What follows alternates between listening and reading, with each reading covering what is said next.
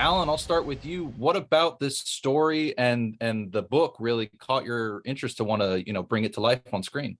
Yeah, I think beyond the commercial appeal that it had and these incredible characters and just the narrative and the fact that it was all true, as a Canadian, I kind of bonded right away. And I was like, okay, this is a Canadian story. It's really bizarre. Nobody's going to believe that this happened. I felt this strong sense of purpose and pride as a Canadian to have to tell this story. So I jumped on right away.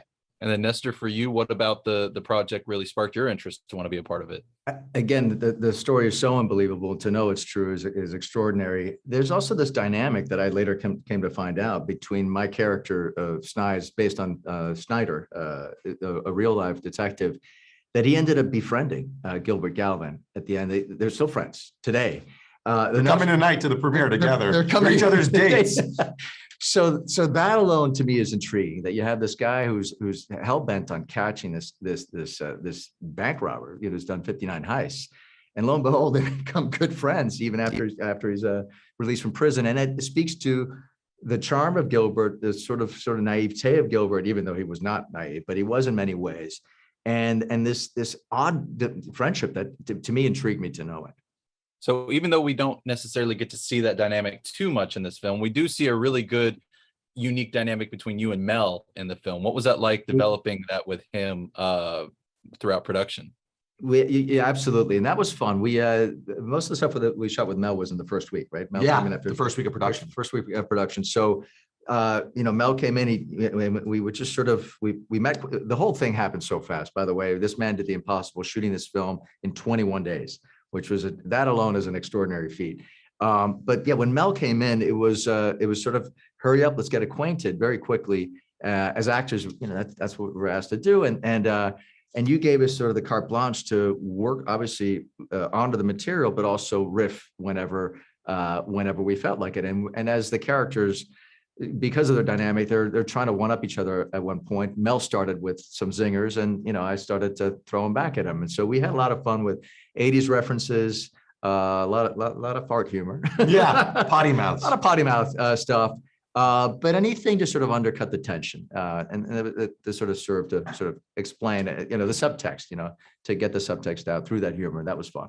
Well, it really comes across well on screen. I loved every moment that you two had together.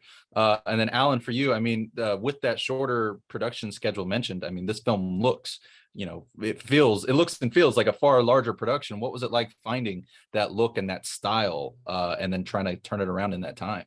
My DP, Alex Chinisi, he and I worked together on the Uncharted short with Nathan Fillion, and we kind of bonded so fast, and he was so excited to take on this challenge with me, because thinking I was going to do 32 days in Canada and then doing 21 in Georgia is such a curveball. And so we worked very early on screening different films, talking about the look, the color, the aesthetic, but ultimately at the end of the day, my art team, just creating what they had to create. We had 200 scenes, 95 sets and locations. It was impossible.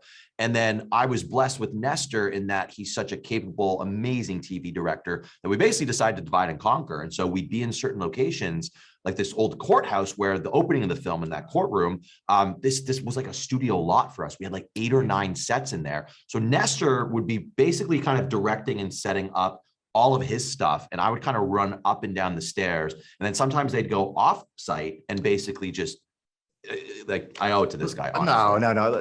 It's the only way. It was an impossible schedule. There was just no other way to do it. And but to your credit, you were running back and forth between sets, so you would see the performance, okay it, and once we're dialed in, then obviously you had to go back to the other sets. So, a lot of step count. My step count was very high. Yeah, this man was everywhere. He was omniscient, and so we felt you even when we were on shooting the car stuff, but.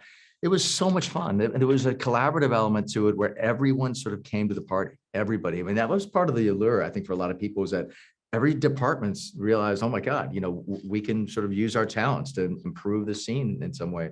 So you welcomed it. And it really had to be all hands on deck in that way. Well, with that said, it's amazing that it turned out to be the way it is. You always hope with that shorter turnaround time you can make something great, and you both certainly did. I cannot wait to spread the word about it. So thank you both so much for taking the time to chat. I greatly appreciate it.